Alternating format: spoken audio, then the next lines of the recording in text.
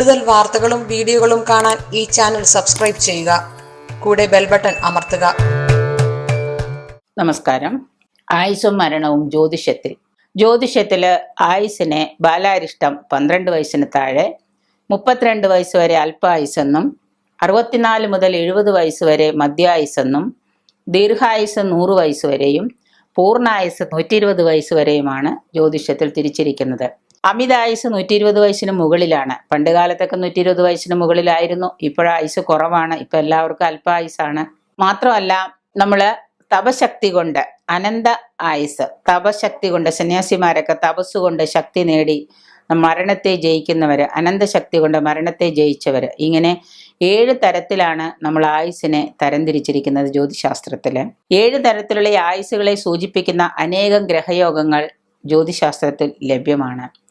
ആയുസിന്റെ സ്വഭാവം അനുസരിച്ച്, അതായത് നമ്മൾ ജാതകം പരിശോധിച്ചാൽ ആയുസിന്റെ സ്വഭാവം അനുസരിച്ച് മാരകദശ എന്ന് പറയും. ഈ മാരകദശ വന്നാൽ എത്രയെല്ലാം ചികിത്സകൾ ചെയ്താലും രോഗി മരിക്കും. അപ്പോൾ ഒരാളുടെ ജാതകം പരിശോധിച്ച് അയാൾക്ക് എപ്പോഴാണ് മാരകദശ വരുന്നത് എന്ന് നമുക്ക് പരിശോധിച്ചാൽ അറിയാം. ഇയാൾക്ക് രോഗം വന്നാൽ അയാൾ രക്ഷപ്പെടില്ല. വെറുതെ പണം മുടക്കി ചികിത്സിക്കുന്നത് മാത്രം മെച്ചം എന്ന് വിചാരിച്ച് ചികിത്സിക്കാതിരിക്കാൻ പറ്റില്ല. എങ്കിൽ തന്നെയും മാരകദശ എപ്പോഴും വന്നാലും രോഗി തീർച്ചയായിട്ടും മരണത്തിന് അടിമപ്പെടേണ്ടി വരും. നേരെ മറിച്ച് എത്ര വലിയ രോഗമായാലും എത്ര വലിയ ശസ്ത്രക്രിയ ചെയ്താലും ഗ്രഹസ്ഥിതി അനുസരിച്ച് ആയുസ്സുണ്ടെന്ന് കണ്ടാൽ രോഗി അത്ഭുതകരമായിട്ട് രക്ഷപ്പെടുക തന്നെ ചെയ്യും. അപ്പൊ നമുക്ക് ജാതകം പരിശോധിച്ച് ജനിക്കുന്ന സമയം കറക്റ്റായിട്ട് നിർബന്ധമായിട്ട് അറിയാമെങ്കിൽ ജാതകം പരിശോധിച്ച ഒരു വ്യക്തിയുടെ മരണം അല്പ ആയുസാണോ ദീർഘായുസാണോ എന്ന് നമുക്ക് കണ്ടുപിടിക്കാൻ സാധിക്കും. ജാതകത്തിലെ ഗ്രഹസ്ഥിതി അനുസരിച്ച് ആയുസ് ബാധിക്കുന്ന മാരകദശ വരുന്നുണ്ടോ, ആയുസിനെ ബാധിക്കുന്നത് മാരകദശയാണ്, അത് വരുന്നുണ്ടോ എന്ന് നമ്മൾ നോക്കണം. ജ്യോതിഷത്തിന്റെ മരണം എന്ന് പറയുന്നത് ആത്മാവിന്റെ ആവരണ ത്യാഗം മാത്രമാണ്. നമ്മൾ ഷട്ടിടുന്ന പോലെയാണ് മരണം എന്ന് പറയുന്നത്. ഷട്ടഴിച്ചു മാറ്റി പുതിയ ഷട്ടിടുന്നത് പോലെയാണ് മരണം.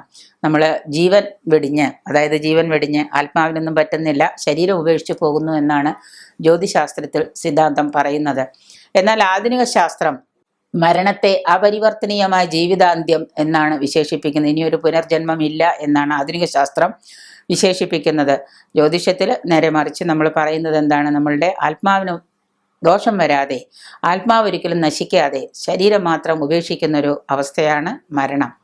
മരണം എല്ലാവർക്കും ഭീതിതവും അപ്രിയവുമാണ്. മരിക്കുക എന്ന് പറഞ്ഞാൽ ആർക്കും ഇഷ്ടമല്ലാത്തത് കൊണ്ട് അത് അപ്രിയവുമാണ്. അപ്പം നമ്മളുടെ ഓരോരുത്തരുടെയും ജാതകത്തിൽ മാരകദശ വരുന്നുണ്ടോ എന്ന് നോക്കി ഈ മാരകദശ വരുന്ന പ്രായത്തിൽ നമ്മളുടെ മരണം നടക്കും. അല്പായുസോ ദീർഘായുസോ എങ്ങനെയാണ് നമ്മുടെ ആയുസ് കുറിക്കുന്നത് എന്നാണ്. അപ്പോൾ പലരും വന്ന് ചോദിക്കുന്ന സമയത്ത് നമ്മൾ മാരകദശ ഉണ്ടോ ഇല്ലയോ എന്ന് നോക്കും. പക്ഷെ അവരോട് പറയാൻ പറ്റില്ല. എങ്കിലും പറയും കുറച്ച് നാളും കൂടെ നിങ്ങൾക്ക് അസുഖമൊന്നും ഇല്ലാതെ സുഖമായിട്ട് ജീവിക്കാം എന്ന് പറയും. പക്ഷെ നമുക്ക് ജാതകം പരിശോധിച്ചാൽ ഒരു വ്യക്തിയുടെ ആ മാരകദശ വരുന്നതനുസരിച്ച് ആ വ്യക്തിയുടെ ആയുസ്സിനെ നമുക്ക് കണക്കാക്കാൻ സാധിക്കും.